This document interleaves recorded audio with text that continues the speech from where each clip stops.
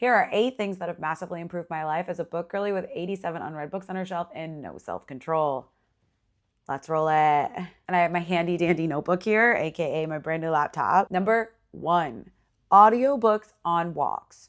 Now, I have forever been a Spotify audiobook listener since they started.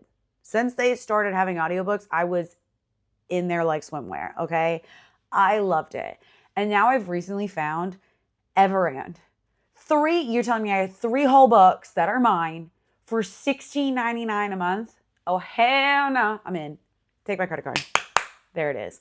But I love an audiobook on a walk. I love audiobooks when I'm cleaning. I love audiobooks also as like a graphic audiobook and doing a completely immersive reading. Did that with Crescent City. Do not regret. Do not regret. And half wish Throw in a Glass had a graphic audio, so I could have done it with Throw in a Glass because I probably would have enjoyed it more. I absolutely loved the graphic audios for Crescent City. 10 out of 10. Adored and would recommend. 11 out of 10 would recommend. Best thing I've ever done for myself. Number 2, stopping mid-series without any guilt. I just DNF'd a series because I got to book 3 and I was excited for book 3 after finishing book 2 because I was like, oh my God, what's going to happen to these characters? It's a vampire novel. So I was like, let's get it. Oh my God. They were all brothers. And there was like this 5th girl who like became friends with all of them at college. And then all of a sudden they all got separated because 2 of them have to go like back to the family. And I'm like, I was interested. I was so excited for book 3. And now here we are in book 3 and I'm not excited anymore. I don't care.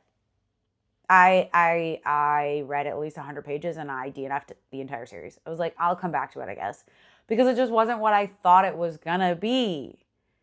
We're getting like just the guy's perspective that went back to the family and it's so boring. So I DNF'd it and I don't have any guilt about it. I have 0 guilt about DNFing any series in the middle of it if I'm truly not enjoying it. Because there are way too many books to be read to be guilty about DNFing one book just because it was no longer your thing. There's way too many books for that. There's way too many books. My TBR doesn't care, and I'm not a martyr. So I'm not trying to read any books that I don't enjoy, okay? That's why there's a way up top there, I don't think anyone can see, is a big ol' stack of books that I'm in the middle of and have just like DNF'd or just like fell out of love with, so I put it back. I was like, those are books that I was like, no, I actually was enjoying, but like it just didn't hit right at this moment or it wasn't for me right at this time.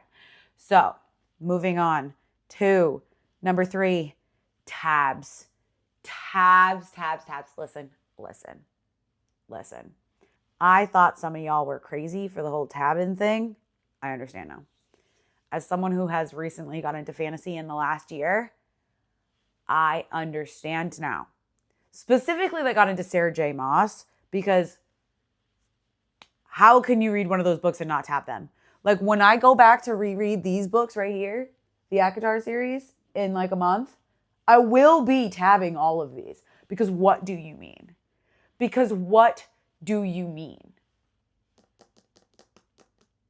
There's so many Easter eggs that like now I'm like, well, now I got to go back and find out like what did I miss when I was just enjoying the plot?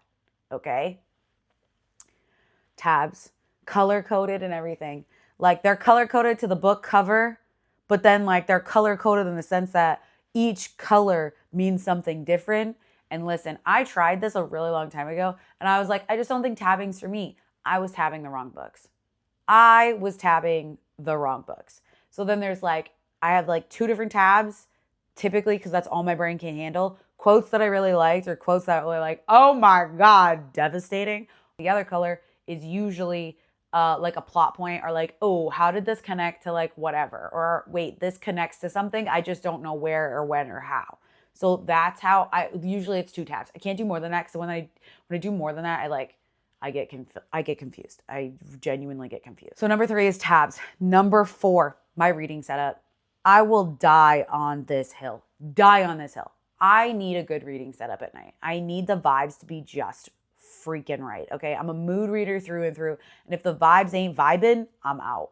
I'm not reading. I'm picking up my phone. I'm doom scrolling. I'm ending up watching whatever my boyfriend's watching on TV. The 5 things that I need for this number 4 is soft light, a warm blanket, my noise canceling headphones, I need a comfy pillow to rest either my Kindle on, my book on. So like, I'm not like totally like all the way down here and then it hurts my neck.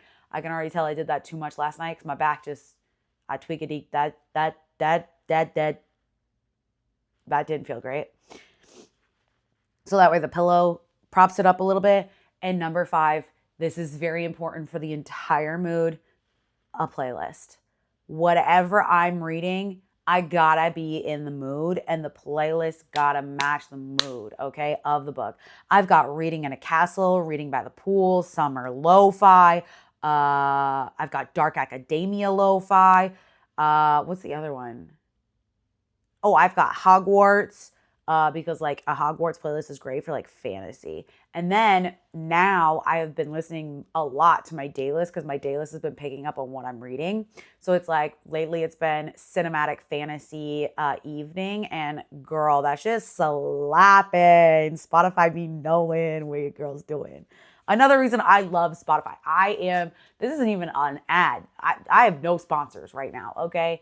But I love Spotify. Love Spotify. I have always loved Spotify. I tried to go to Apple Music for a little bit and ended up coming back to Spotify after like a month. I did not have a good time on Apple Music. Anyway, moving right along. Number 5, a Kindle clicker and a holder. I did not think I would ever be a Kindle girly because I'm such a, like, I love holding a physical book. I love smelling it, like the paper. I really enjoy the entire aspect of having a book, a physical book. However, like the flipping of the pages. However, when I'm reading a chonky book, there is nothing like being able to have the Kindle in your hands and not hurt my hands. As a girly who is starting to get extreme arthritis at the ripe age of 32, love that I can actually hold it with one hand or put it on a holder and just like click through my pages. It is especially nice when I am by the pool. I can set that girly up on a little table with my water behind her and I can just click. And then that way I'm not increasing this tan line right here, okay? I thoroughly enjoy having a Kindle clicker and a holder. I do need to get the other Kindle clicker that has like the extra little like lip on it, so that way I can use it for my bigger cases. Right now I just have like a nice thin case on it for now, but it still works amazing. It was a gift given to me by one of my best friends, and it is probably one of the best gifts I have gotten because that was a fantastic gift. And as far as a holder goes, I've had this holder for a really long time that I just now use it. It kind of just, it's one of those that like you push down and it like slides onto something. It just like clips on. I have had that for God knows how many years creating content. I needed something that was like in my pocket and easy to take with me that fits in my purse instead of taking a full tripod. So I have loved having that little one, and it's magnetic, MagSafe, right to my phone. And then I have another one that I use next to the bed, and it just like clips in. I wish it was magnetic, but I also understand why it couldn't be magnetic because it was meant to hold like different size items. But I also love that one. So I really do recommend, if you have a Kindle, getting a Kindle clicker and getting a holder for it of some sorts. I like my little one because I can also take it outside. We have Papasan chairs that like rock on our patio, and I can take it out there and I can clip it to the Papasan chair and I can like rock and enjoy it, and like it's moving with me. Okay, moving on to number 6. Reading what I actually want and not what BookTok says I should. I have tried to read so many BookTok books and I have not enjoyed them. Unfortunately, I have either DNF'd them or spent an entire series reading them and still ended up hating the books. This is going to go for Throne of Glass. And I know, you're all going to come for me in the comments. Controversial as hell. I did not enjoy that book. I did not enjoy that book. I didn't enjoy the series. The only part I enjoyed was like the last battle. I thought Aelin, Selena, whatever you want to call her, was absolutely insufferable. I hated her the entire time. I couldn't stand her, which was really hard for me to then get into the entire storyline. If you want me to do a full breakdown of why I didn't like these books, what I didn't like, what I did like, let me know in the comments and I'm happy to do a full breakdown, but I'm not going to try to get into that right now. But that was a huge disappointment for me as someone who really thought they were going to love those books because of how much I loved ACOTAR. Okay. I was highly, highly disappointed, especially because everybody was like, oh my God, it's just like ACOTAR. If you love ACOTAR, you're going to love Throne of Glass. And I unfortunately did not. So that was my first lesson into BookTok is not always right. BookTok is what is popular, what people think is like good for them, but it's not necessarily going to be good for me because I'm a different kind of reader. I am a mood reader, so I will happily pick up and put down a book depending on the night. I'm in the middle of Dune. I put Yesteryear back on the shelf because I wasn't enjoying it.